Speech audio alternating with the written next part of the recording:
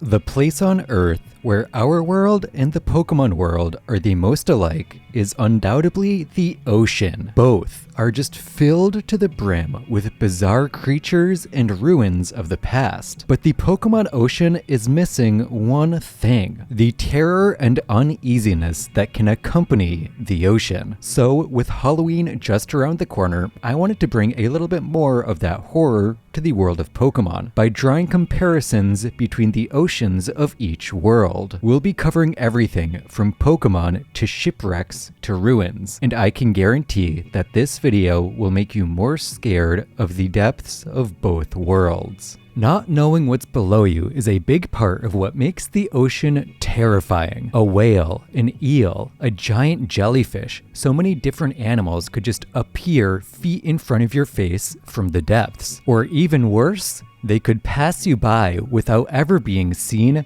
just being felt. Big enough to disturb the water around you, forcing you to acknowledge you're not alone, yet never letting you know what it was that just passed you, how long it was there, or what its intentions for you were. This aspect of terror is only elevated in the world of Pokemon. It's one thing for a whale or a shark to surprise you from the depths below, but what if that whale was an ocean god? A being not just of immense size, but also of supreme supernatural power. Kyogre is one of the most terrifying Pokemon there is in any setting. It's such a force of destruction and terror, turning so many frightening aspects of the ocean up to the max and then some, as it can summon enormous waves, whirlpools, and unbelievably strong winds. Any sailor at sea, when this thing awakes, is not likely to make it back to shore. Even the Pokemon of the ocean and the land surrounding it suffer its wrath. Kyogre is not a beast you want to wake. And yet, this enormous entity isn't even close to the largest animals in the oceans of Pokemon. The most powerful, yes, but in terms of sheer size, no. Its own primal form more than doubles its modern length, but even that is quite small compared to the behemoths that are Dondozo and Wailord. While neither of these Pokemon hold the terrifying power that Kyogre does, their size more than makes up for it. These two hold the second and third places in the list of the largest Pokemon and dwarf even monsters like Groudon, Ultra Necrozma, Steelix, and God itself. They are truly titanic. But what might be even more awe-inspiring is that even a Pokemon the size of Wailord is little over half the size of a blue whale in real life. Even the largest ocean Pokemon cannot compare to those who dwell in the earthen depths that surround us. Even Eternatus, the largest Pokemon excluding its own Eternamax form, does not meet the size of a fully grown blue whale. It is incredible that we get to exist on Earth at the same time as these magnificent creatures, the largest creature to ever live on Earth, and it often hides just below the surface,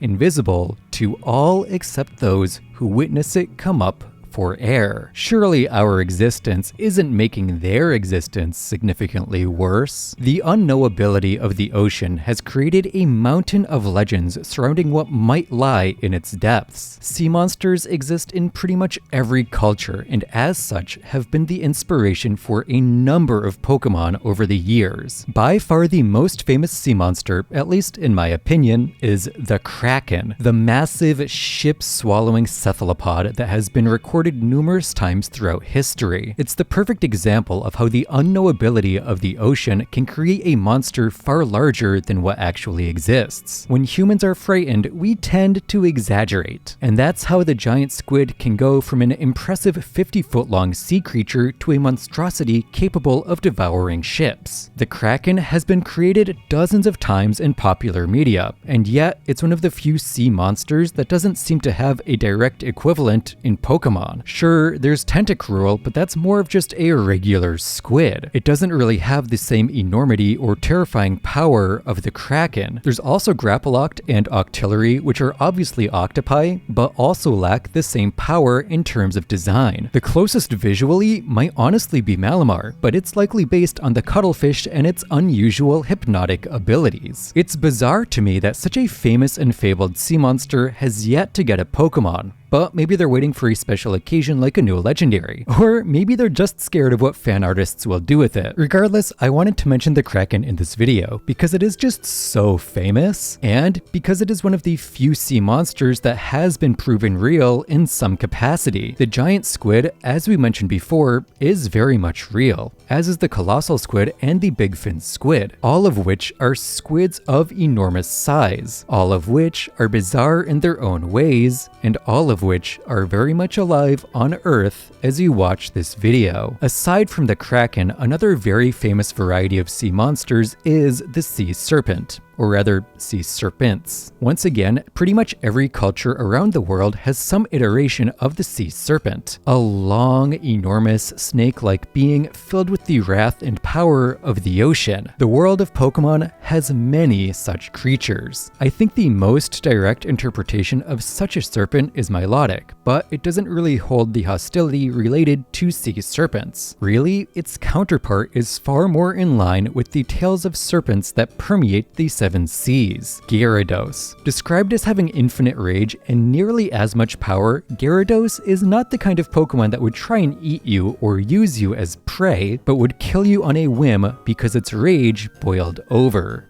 A tale is told of a town that angered Gyarados. Before the sun rose the next day, flames utterly consumed the town, leaving no trace behind. The energy from evolution stimulated its brain cells strongly, causing it to become more ferocious. Mega evolution also affects its brain, leaving no other function except its destructive instinct to burn everything to cinders. The fear inspired by Gyarados does not revolve around the sea, but instead destruction. The fear that you might lose everything you own to something completely out of your control, having to start anew, if you get to start anew at all. While this fear of destruction is kind of different from the fear of the ocean, a lot of fear from the ocean originates from this very same fear, as we'll talk about in a little bit. While all this is terrifying enough as is, I think one of the most terrifying things about Gyarados is what it was. In December 2018, the beta sprite for Gyarados was revealed, and it is horrifying. This might be the single most eldritch thing I have ever seen in the Pokemon universe. It makes Ultra Beasts look like normal Pokemon. To think they almost put something this horrifying in the first generation, it could have completely changed the design philosophy of Pokemon forever. Lapras is another Pokemon based on a sea serpent, in this case the Loch Ness Monster, a cryptid that supposedly existed in the Loch Ness in Scotland. Considering the fame of the original beast and how beloved Lapras is, I felt I should at least mention it, even if it falls in the same category as Milotic and is a largely benevolent Pokemon. It's one of the few you actually want to see if you're stranded at sea. I think one of the most terrifying yet beautiful aspects of the ocean is just the sheer depth of it. When you're out there, you're literally in the middle of nowhere. There's nothing near you in any direction, not even below you, for literal miles. In some cases, you're closer to the land on the coast than you are the land below your own 2 feet. And there are of course Pokemon that would take advantage of this great depth, the most infamous being Frillish. According to its Pokedex entry, Frillish will paralyze its prey with a toxin before dragging them 5 miles below the surface, where it will consume its victims in its own home. I can only imagine the horror of getting stung by this jellyfish and having no choice but to watch as you are dragged downwards into the depths while you slowly run out of air. I wonder which darkness would consume you first, the blackness of unconsciousness or the lightlessness of the frigid depths. Its evolution Jellicent isn't much better, as it too drags its prey beneath the waves. But rather than drowning them and dragging them to their layers, it just steals their life force directly. In a way, it's a more merciful death. You don't have to literally watch your life drift away from you as you're paralyzed.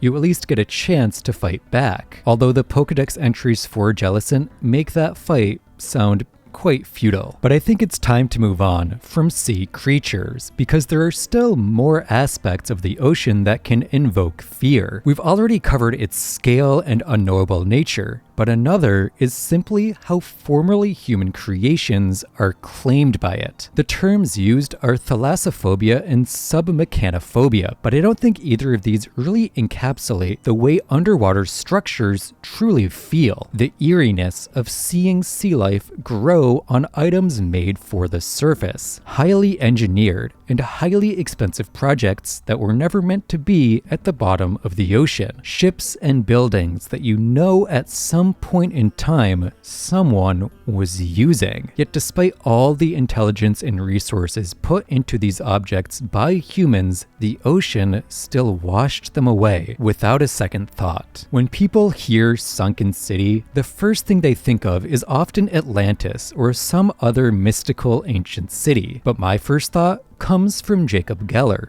as he turned me onto the concept of tsunami ruins. Not towns destroyed by tsunamis, but undersea ruins that become exposed by the imminent arrival of a tsunami. When the tide is drawn out, uncovering ruins of towns long lost to the sea. In tsunamis in general, there is a connection to the abyssal ruins of the Unova region, as long ago the ruins were taken underwater by a tsunami. The abyssal ruins in-game were swept underwater 300 years ago, and now rest off the coast of Undella town. The building itself doesn't hold too much story significance, and mainly exists as a place to get the plates and a bunch of relic items. But it does hold a lot of lore significance, as it often talks cryptically about the old kings of Unova. This only adds to the eeriness of the location. There's something so inherently human about language, and while it's obvious the abyssal ruins were built by people, I feel like messages being left just makes them feel more real. It gives identity to the people that once lived here, and now these ruins built for people have been swept who knows how far into the depths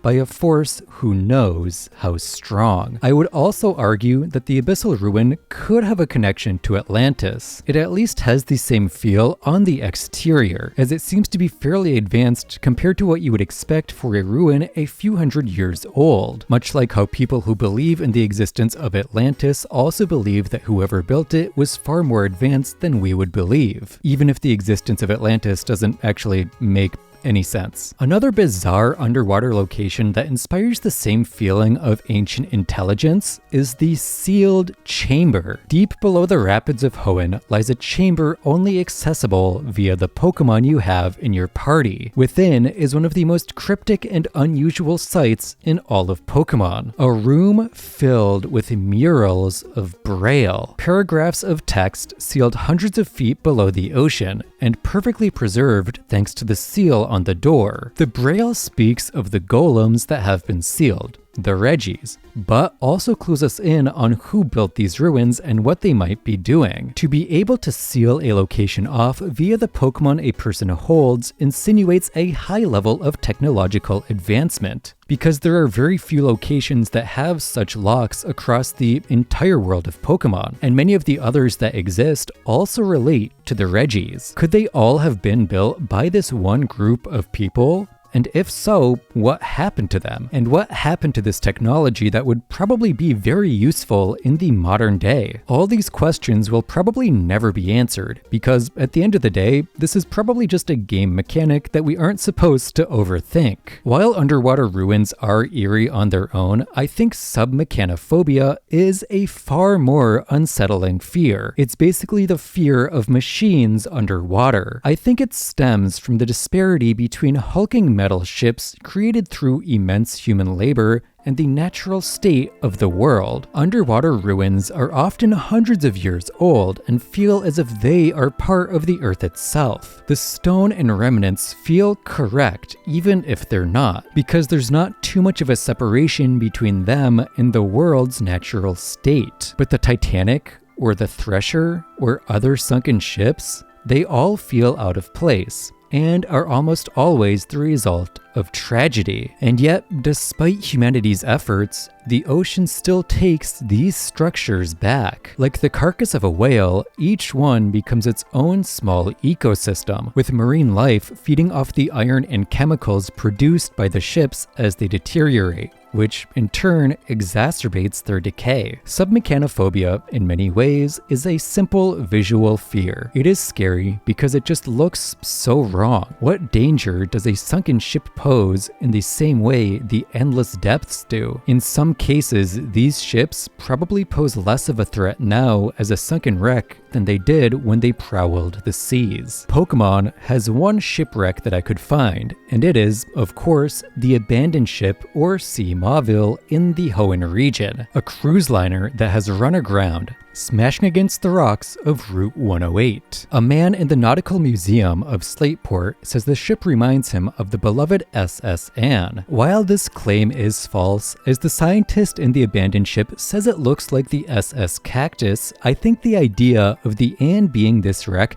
brings a new level of solemnness to the place. Imagining the abandoned ship as the SS Anne helps bring life and sentimentality to the ship. People once traveled in luxury on this ship. People were probably on this ship when it ran aground. Who knows how many people worked to build this ship, and now it just lies here, abandoned. In many places, it is partially submerged, and in many more, it is literally falling apart. Ships this rusted and broken are highly dangerous in the real world. You never know exactly what flooring is safe and what will cave under the lightest of steps. And yet here, children play and sailors just kind of hang out. There's a scientist, which makes sense as it is truly a one-of-a-kind location in the world of Pokemon. Ironically, the abandoned ship seems to be in far better condition than most similar shipwrecks in the real world. The ship showcased in this video ran aground just 12 years before filming, yet it is in far worse condition than the abandoned ship. So it seems the oceans of the Pokemon world are far more merciful than our own. Or maybe they're just freshwater ocean, so salination doesn't corrode the ships quite as fast. The further and further I got into this video, the more I realized that I think our own oceans are the one area where our world is more terrifying than the world of Pokemon. That's not to say the waters of the Pokemon world aren't scary at all, more so that our own are just much more terrifying. I think a major reason for this feeling is just how much more tangible our oceans are. We see very little of the oceans of the Pokemon world, despite what IGN would have you believe. And the areas we are permitted to explore are generally curated to be interesting or unique. So of course there aren't a lot of areas, or frankly any at all, that invoke this same feeling of endless dread that can accompany our own oceans. That sense of expanse in all directions would be hard to emulate in a game with mechanics like Pokemon, where the main draw is the creatures that exist in all the corners of the world. Now, a Subnautica-style game with Pokemon, that would go hard, even if a game like that would probably never exist. Anyway, I don't really have anything else to say on this topic, except that if you really enjoyed this video and want even more This Is Chris style Pokemon content, I have the solution, as I am starting a Patreon. On it, there will be 4 bonus videos every month. A full-length video in the style of this channel, an update video, and then 2 Pokemon gameplay videos as well.